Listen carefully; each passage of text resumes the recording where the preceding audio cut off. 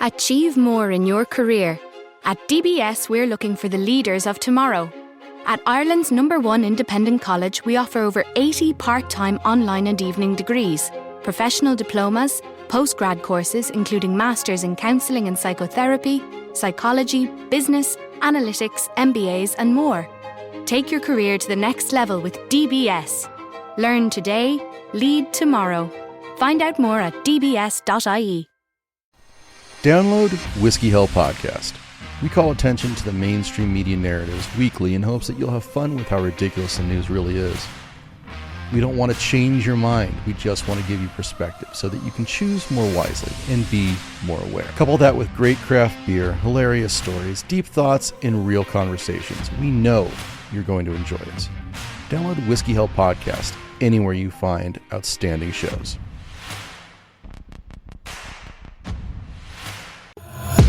Take my eyes open to force reality.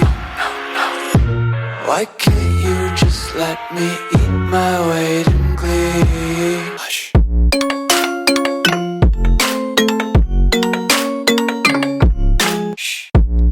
Hello, and welcome, World Ablaze audience. Thanks once again for tuning in. And I want to let everybody know that today's show is brought to you by caffeine and whiskey. I've been on it all day, and I'm going to tell you that ratios have been adjusted by the hour. Anyway, we're recording this on President's Day, and we are celebrating President's Day. Now, we have had some bad presidents, and we've had mostly good, though. And the country in general has developed into a good country.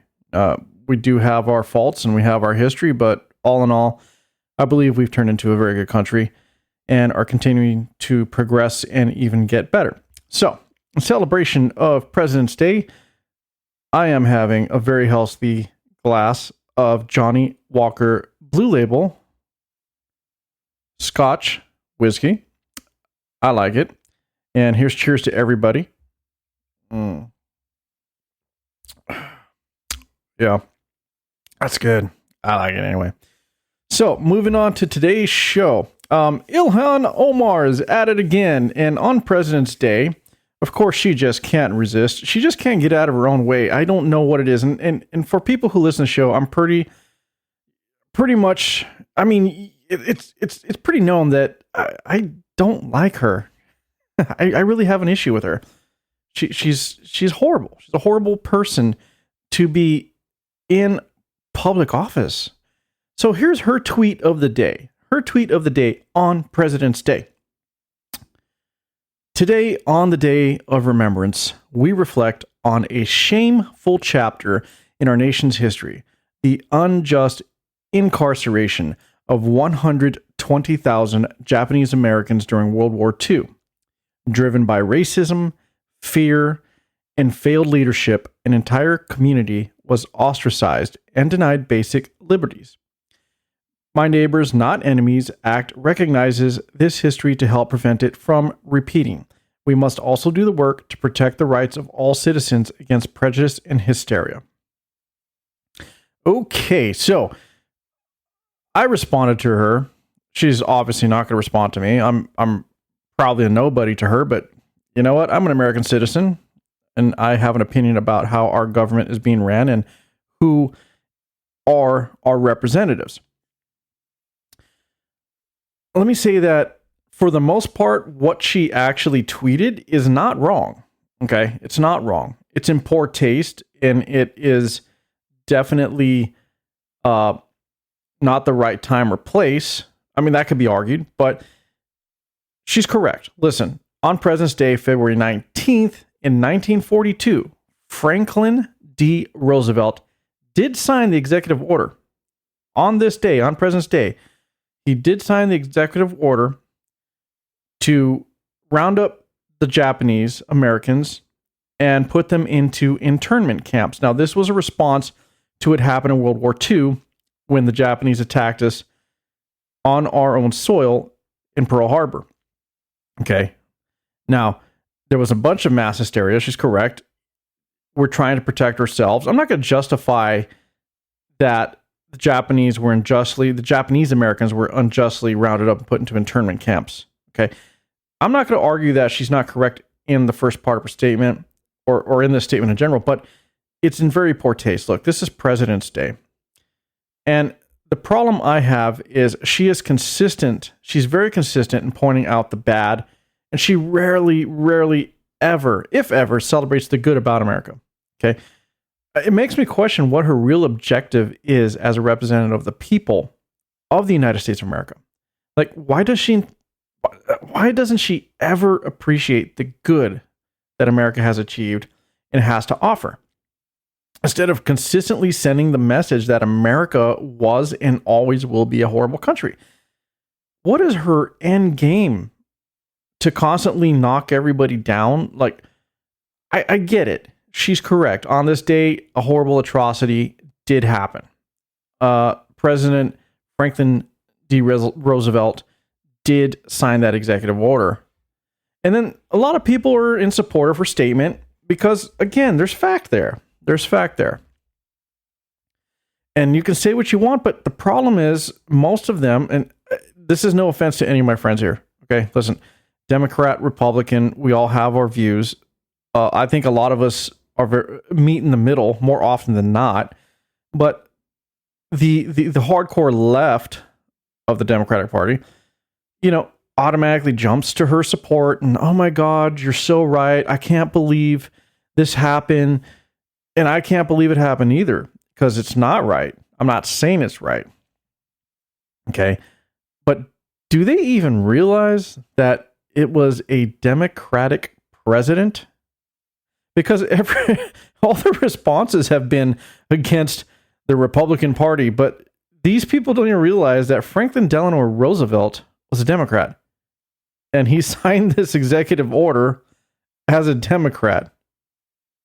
I'm not going to get into the whole history of the Democratic Party, but my statement stands. My response stands. You can read my response on X. You could find us on X at Fonts Ablaze. And listen, Ilhan, I really want to get in the same room with you so I could have a real discussion. I really do. I'd love to have you on the show.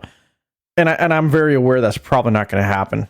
I've never seen you put yourself in a situation where you're going to be made to look bad. And I don't ever want to go out of my way just to make someone look bad, but I got to call you out on your shit. I got to understand where you're coming from. Are you correct with the statement? Yes. This absolutely could be labeled as a day of remembrance for the atrocities that did happen. And we should respect all the Japanese Americans who went through that and their families. We should. But on President's Day, that is labeled a holiday. Is this the road you want to go down? Like, every time something happens that we celebrate in America, she wants to stand up. Ilhan Omar wants to stand up and just knock it down. It's as if she really hates us. Like, why are you here, Ilhan? If you fucking hate America, get the hell out. Go back to Somalia. I mean, you're already supporting your constituents and going out of your way, and you've admitted that you're here to look out for the best interests of Somalia before you look out for the interest of the United States. It's been recorded. You said it many times. I did a whole show on you, and I've presented tons of evidence that everyone can look up, just so they know I'm not pulling things out of my ass here. Look, Ilhan, make me believe in you. Okay, make me want to respect you. Make me want to believe that you believe in us, that you believe in America. Until then, I'm going to stand by my statement. Get the fuck out of office.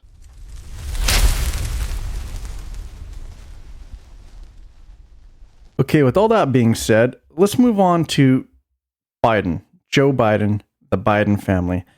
What's going on over there? Is Biden really in trouble this time? I mean, is Biden really in trouble this time? There's been a few things coming out lately, and I don't know what's going on. Is the Democratic Party themselves allowing these things to happen?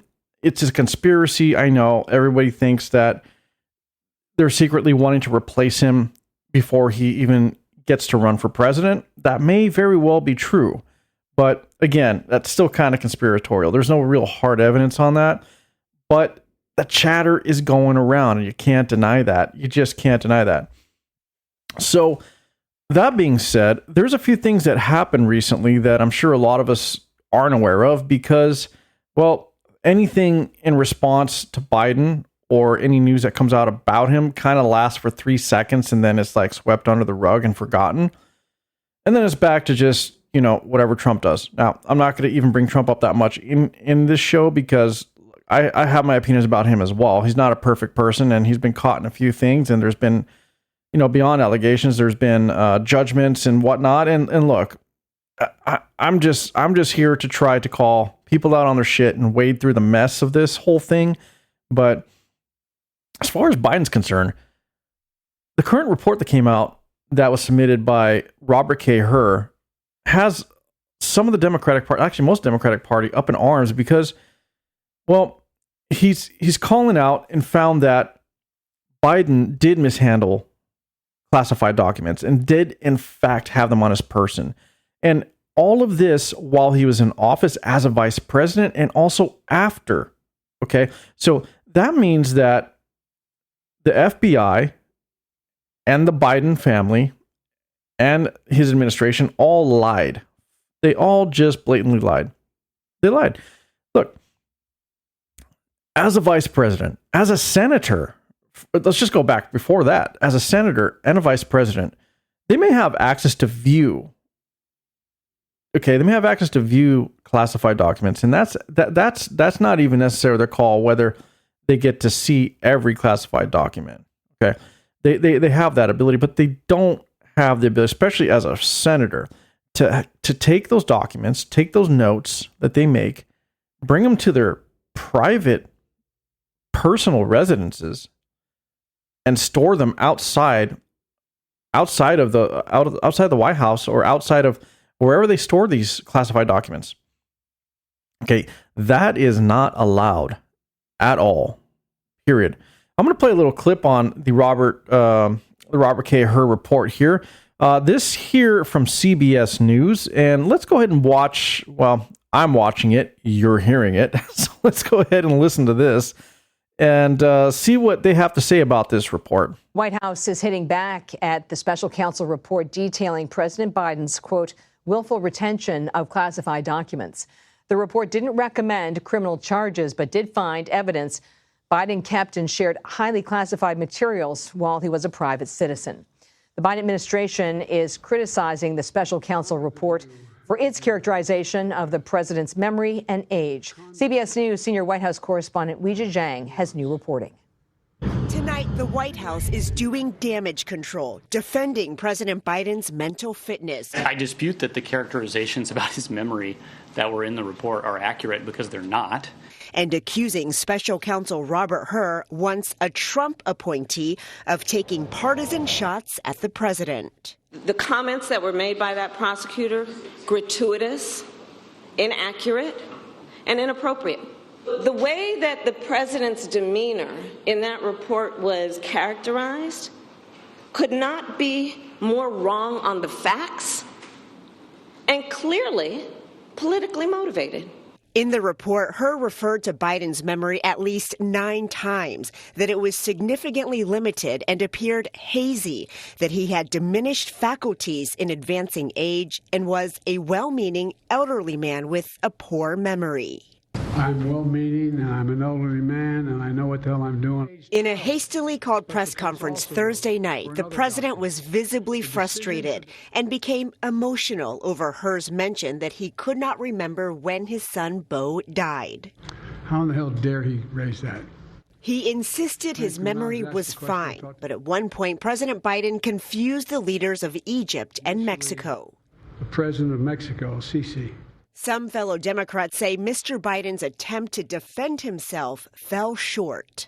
There was not a prepared, clear agenda of, okay, here's my explanation, here's what I'm doing, and it didn't go well. Okay, there's no doubt about that. That needs to get better.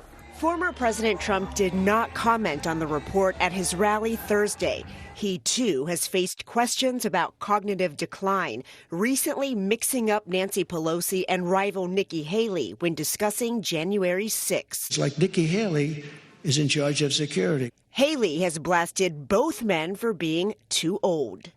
Do we really want to have two presidential candidates in their 80s? Okay, I'll stop it there. Excuse me. So, the end of that clip, now that's not the whole video. I'll put the link to the video, obviously, in the show notes so everybody can watch it for themselves. But the end of the clip I played, where I stopped, I have to say, I'm going to have to say this first before I dive into the rest of it. The Nikki Haley has a point. Nikki Haley does have a point. Like, do we really need presidents in their 80s in office? She does have a point. So let's go back to the other part of that video where they actually had clips of Biden himself. I mean, an elderly, well-meaning man with memory issues. I mean, that's a huge problem. If you're having memory lapses, if you're having a problem accessing information in your brain as a president, that is a sign that you need to retire from the profession and definitely shouldn't be up there representing the American people. Now, we're in an election year, okay? And what Nikki Haley said at the end of the clip I played, I agree with. Do we need presidents in their 80s? Do we really need that? Look, they're beyond... I don't want to be an ageist, but they're kind of at that point that it takes a lot out of somebody to be the American president. The American president, think about that. Leader of the free world, as they say. The biggest power in the world, as they say. You're going to take that responsibility on in your 80s? I mean, it's time. It's time for a younger generation to take over that actually understands what America wants and what the people want. So, is Biden past his prime? Abso-fucking-lutely, he's past his prime. There's no way that you can make the argument that he isn't. Is Trump our answer? Look, I've said it before. This is an election year where it's a choice between, in my opinion, two evils. Okay, one's bad, one's worse. There's no good out of either. Okay, you can pick your poison in terms of what you believe is better, but we're not given a really good choice here, especially on the Republican side. Most everybody dropped out. We have Nikki Haley left. She's not really a Republican. I mean, if you really listen to what she's saying, most of what she's behind and what she believes has really nothing to do with being a conservative. And she has her own history of mischievous deeds, as we found out, especially with her ties to, big corporate donors and now we find out Democratic donors. I mean, it's a very weird situation with Nikki Haley, but I do have to agree with her. We don't need candidates in their 80s as presidents. We just really freaking don't need that. Okay? We just don't. So, going back to Biden, is he really in trouble this time? The report is calling into question the mishandling of documents now that they found evidence of his mishandling. And beyond that, they go further. It's a full report, by the way. I'm going to bring up that link. I'll read the link to you, and I'll leave the link in the show notes. I'm sorry, a little tongue-tied today. Actually, I think I just need another drink of my Johnny Walker Blue Label. Oh, that'll set me straight. Oh, yeah. So I'll leave the link in the show notes for you to access. And that report, they've had to make corrections to the previous statements and testimonies of the report beforehand. They had to revise. Okay, but it does go on beyond the mishandling of documents that that Joe Biden did. It also calls into question, of course, the age, because it's a reality. It's a thing. And his mental faculty. This report, I'm just going to read a little bit of it. I got this from, where did I get this from? You know what? I said I was going to read this to you, but I may have to. Oh, I'm sorry. Here it goes. It's just a really long link, so just excuse that. Okay, so it's from justice.gov. So www.justice.gov. And that's where I got this report from. I'll leave the link in the show notes for you. So let me read the executive summary first, because this is what's also interesting. So the executive summary here, it says, we conclude that no criminal charges are warranted in this matter. We would reach the same conclusion even if Department of Justice policy did not foreclose criminal charges against a sitting president. Our investigation uncovered evidence that President Biden willfully retained and disclosed classified materials after his vice presidency when he was a private citizen.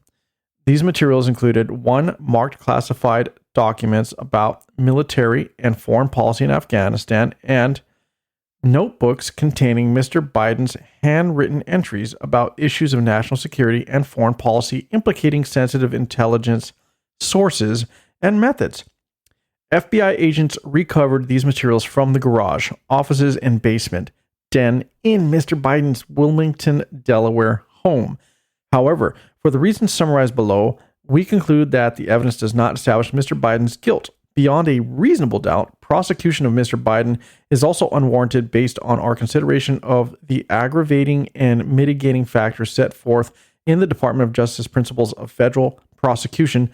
For these reasons, we decline to prosecute Mr. Biden. All right. First off, they're blatantly telling you that no matter what, they're not going to freaking prosecute Biden regardless, even though they admitted that he willfully retained classified documents as a vice president and after a vice president. It says it right there. Now, they did say he did give the documents back as a private citizen. Okay. But there is an issue with that. Now, I understand they don't want to prosecute Biden because he's a current sitting president, but the reality is he, as a vice president, and even further back in this report that you can read when you go to the link I'm going to supply in the show notes, he also had these documents on his persons when he was a senator. A senator does not have the clearance or authority to take these documents, keep them on his persons, keep that information in his home. And look, they just talk about his home, where they had this in his garage and whatnot. But did we all forget about the closet? I mean, all the documents that they found that he had all of a sudden in at Penn State? Like, did we just forget about that? The Penn Biden Center? We're not even talking about his house. We're talking about at the University of fucking Pennsylvania, classified U.S. documents that anyone could access. Anyone could just happen to walk by, get in the office, whatever, and oh, look, what's this? Oh shit, what is that? I mean, are we forgetting that as well? I'm surprised that wasn't included in this report at all. But that was a reality. That happened. So he also, in this report, it explains how he would take notes, and he even used these documents and referred to them when he was having his books written. And even though that they state the actual classified the information in these documents were never published in the books, he did in fact share them with his fucking ghostwriter. All right. And the ghostwriter was later instructed to erase the tapes containing that information, but the ghostwriter still knows that ghostwriter has no clearance or authority whatsoever to have access to even hearing that classified information. Like, he didn't even have the right to listen to that. Joe Biden never even should have shared any of it, whether it was orally, verbally, written, or even given copies of a recording whatsoever. So he is at fault. That is extremely wrong. That is a no-no, by the way, whatsoever. And further in this report, you'll read about how they call not just his age, but his mental acumen and his ability to recall things in his memory. It's all right there, and we're not making this up. But I know everybody heard about this for 3 seconds and it got swept on the rug, but I'm not gonna let it go. I'm gonna go ahead and bring it up. I have another video to play as we move on, because now that all this information has come out, or rather corrected, because previously there was obviously lies and repression of truth previously. Did we all forget that beyond that, I mean, this starts 3 years ago, by the way, that the Hunter Biden / Joe Biden involvement and in exchanging sensitive information and access to power, the exchange of that for money with foreign governments and foreign agents. Did we forget about that? Because that's been resurfacing again. So here's a video from 3 years ago where Tony Bobulinski, I think I said that right, Bobulinski, yeah, says he has evidence against Joe Biden and Hunter Biden. He actually testifies, and here it is. Here's another video I pulled. I'm going to have the link to this from 3 years ago where he talks about the involvement. I'm making this statement to set the record straight about the involvement of the Biden family, Vice President Biden, his brother Jim Biden, and his son Hunter Biden in dealings with the Chinese. I've heard Joe Biden say that he's never discussed business with Hunter. That is false. I have firsthand knowledge about this because I directly dealt with the Biden family, including Joe Biden. I have also heard that Vice President Biden said on Tuesday that Senator Ron Johnson, the chair of the Senate Homeland Security Committee, should be ashamed for suggesting that Biden family sought to profit from their name. Well, here are the facts I know, and everything I'm saying is corroborated by emails, WhatsApp chats, agreements, documents, and other evidence. And the American people can judge for themselves. I brought, I guess, for record, 3 phones that spanned the years 2015 through 2018. These phones have never been held by anybody else besides myself. I was told this past Sunday by somebody who was also involved in this matter that if I went public this information, it would bury all of us, man. The Bidens included. I have no wish to bury anyone. I've never been political. The few contributions I have made have been to Democrats. But what I am is a patriot and a veteran. To protect my family name and my business reputation, I need to ensure that the true facts are out there. In late 2015, I was approached by James Gilliar, whom I had known for many years, about joining him in a deal which he said would involve the Chinese state-owned enterprise CEFC China Energy and what he called one of the most prominent families in the United States. I was informed first by Gilliar and then by Hunter Biden and by Rob Walker, who was working with the Bidens, that the Bidens wanted to form a new entity with CFC, which was to invest in infrastructure, real estate, and technology in the U.S. and around the world. And the entity would initially be capitalized with $10 million and then grow to billions of dollars of investment capital. After months of discussion, I agreed at Gilliar and Hunter Biden's request to become CEO of the entity to be called Sinohawk. Sino representing the Chinese side, Hawk representing Hunter Biden's brother Bo's favorite animal. And between February and May 2017, we exchanged numerous emails, documents, and WhatsApp messages concerning Sinohawk and its potential business. On May 2nd, 2017, the night before Joe Biden was to appear at the Milken Conference, I was introduced to Joe Biden by Jim Biden and Hunter Biden.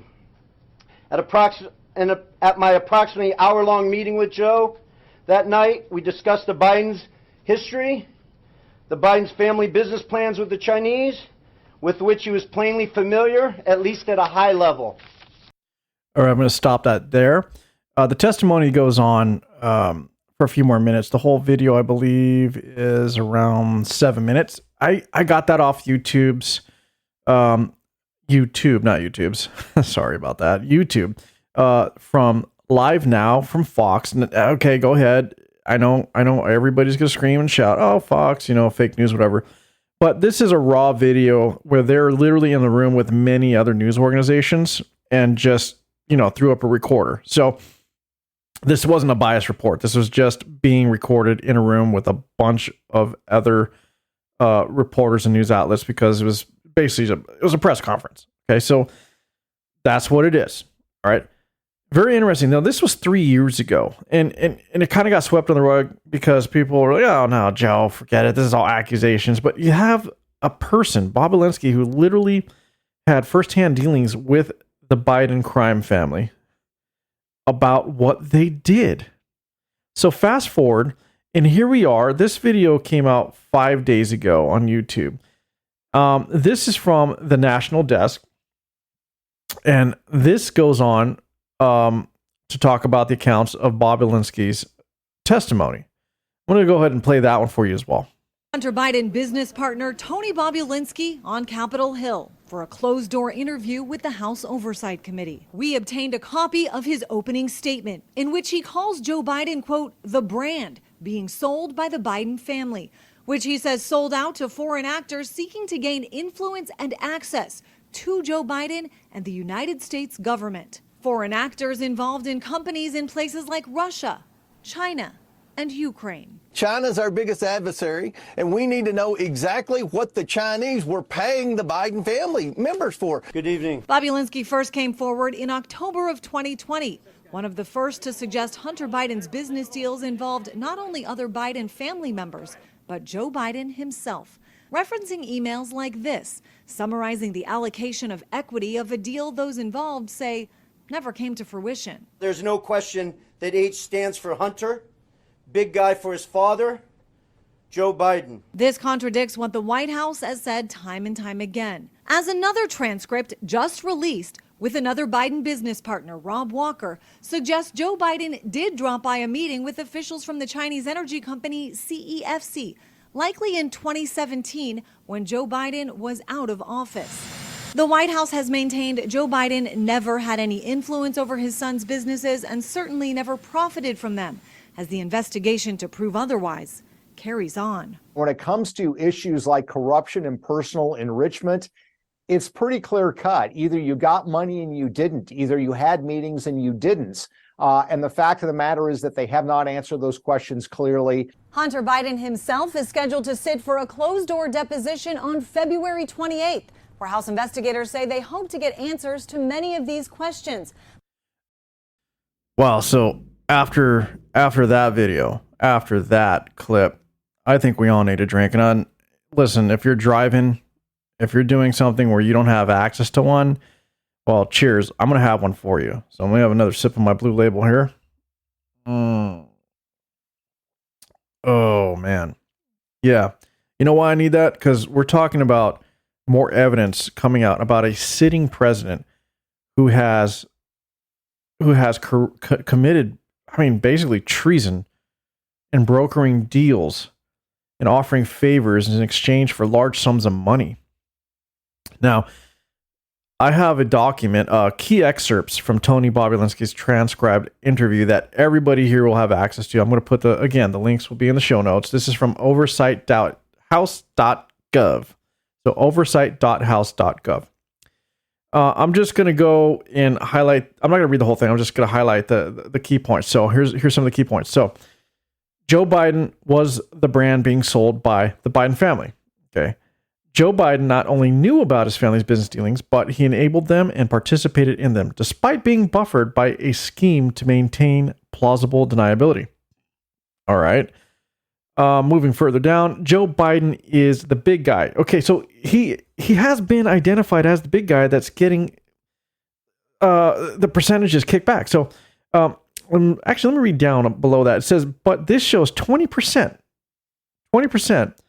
for H is Hunter Biden, and 20% for RW, who I'm going to get to, for Rob Walker, and 20% for JG, who is James Gilliar.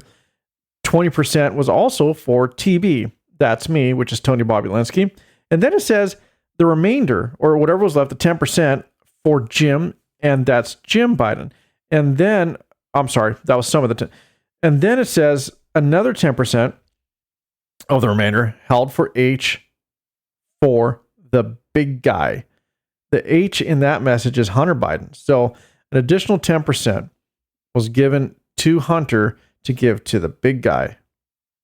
And it states that the big guy is 100% Joe Biden.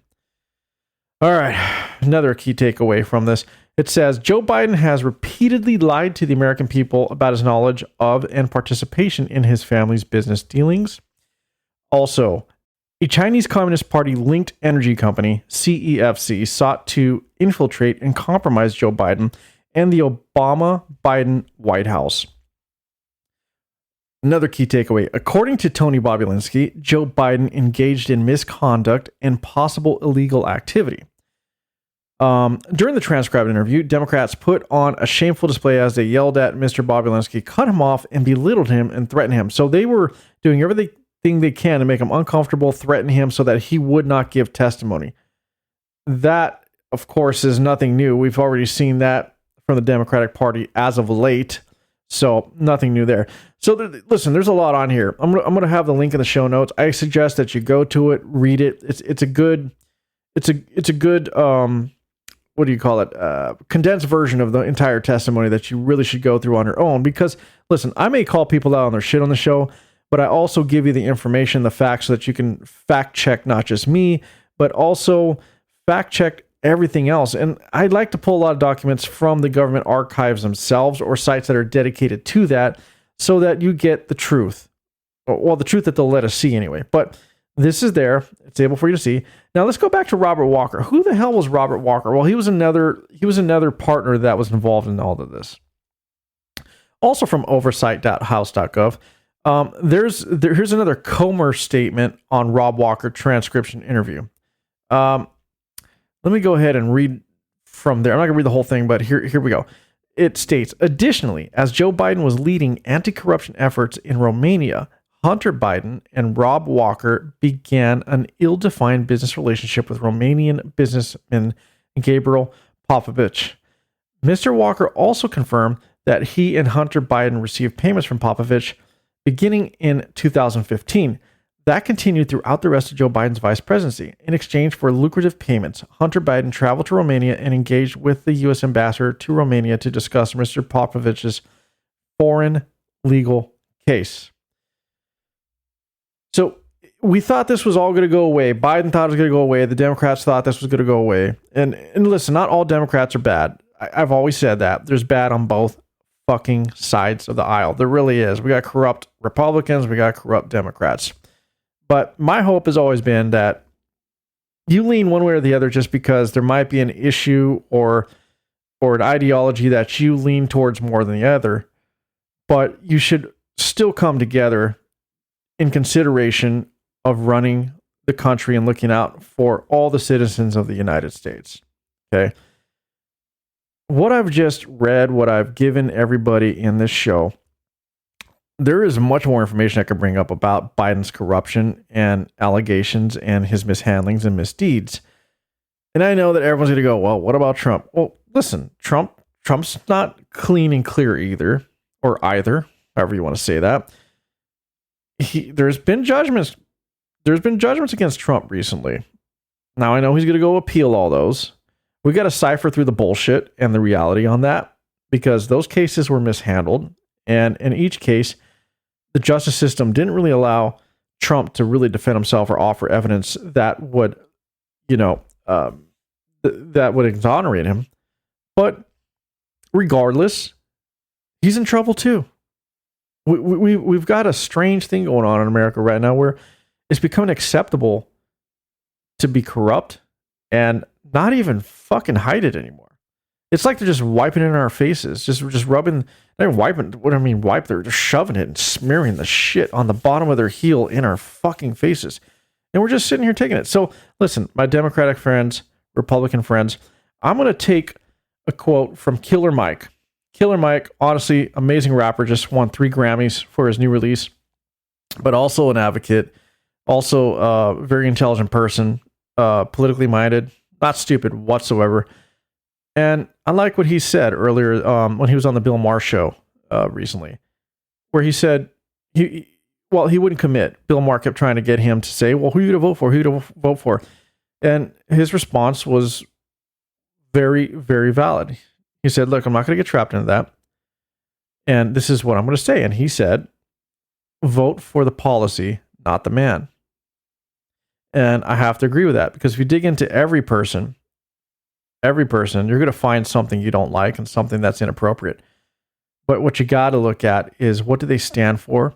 And what are they going to do? And what will they do? Not what they're going to do, but what will they do and have done?